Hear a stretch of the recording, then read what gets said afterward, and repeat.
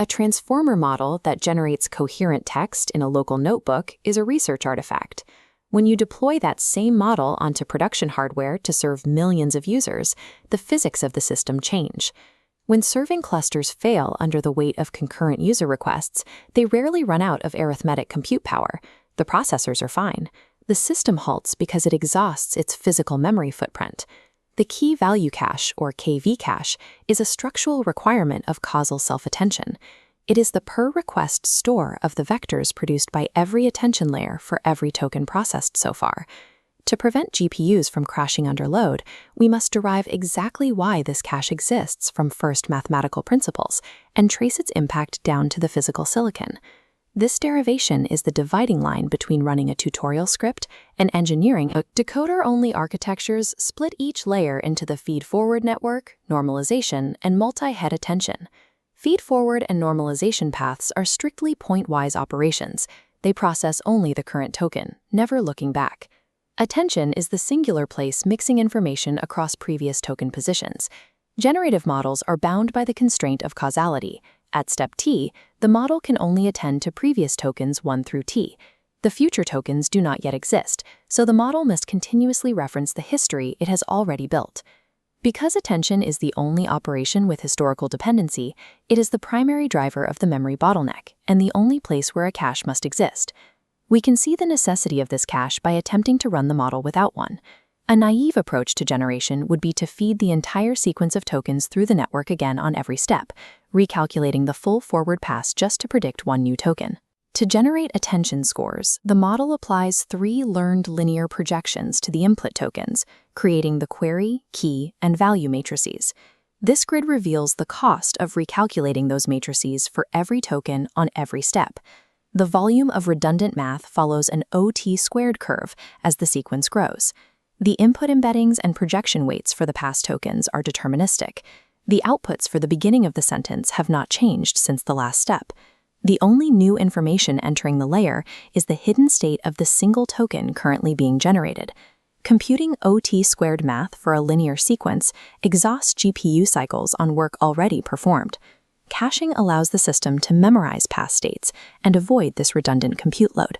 To determine exactly what to memorize, we must look at the distinct functional roles of the query, key, and value vectors within the attention equation. In this matrix representation, the query vector acts as the prompt. It asks, "What am I looking for?" from the perspective of the current token being processed.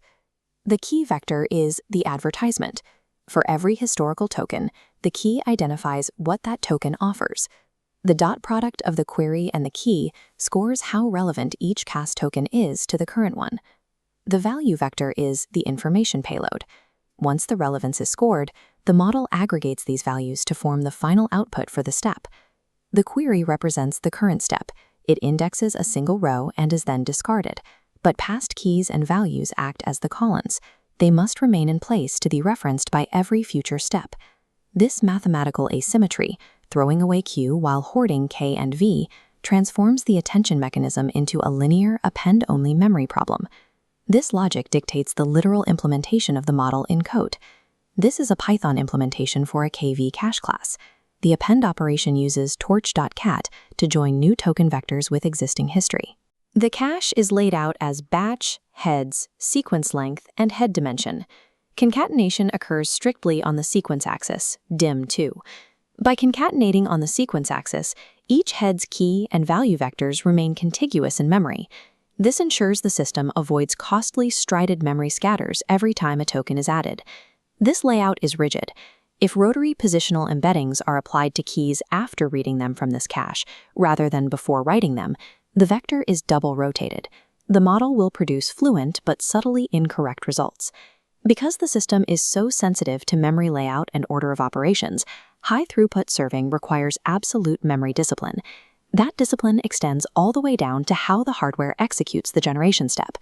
To compute a token, hardware streams the entire KV cache from high-bandwidth memory to the compute cores. The GPU launches one thread for every cached key. Each thread crosses the memory bus, fetches a key, and returns it for comparison. The compute cores finish the dot product almost instantly. They spend most of their time idling, waiting for the KV cache to cross the memory bus. Eliminating redundant compute has moved the bottleneck.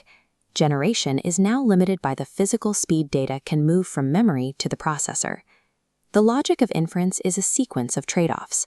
Autoregressive generation necessitates a cache.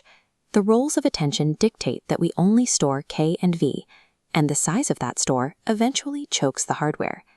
As context windows reach hundreds of thousands of tokens, this linear cache can grow to consume dozens of gigabytes of RAM for a single user. Without active management of this memory footprint, concurrent user limits hit a physical, unscalable wall. Bypassing this hardware limit requires strategies to either shrink the cache through quantization or manage its physical layout through paging. Every optimization in modern inference is an engineering answer to two relentless questions. How big is the KV cache, and where does it live?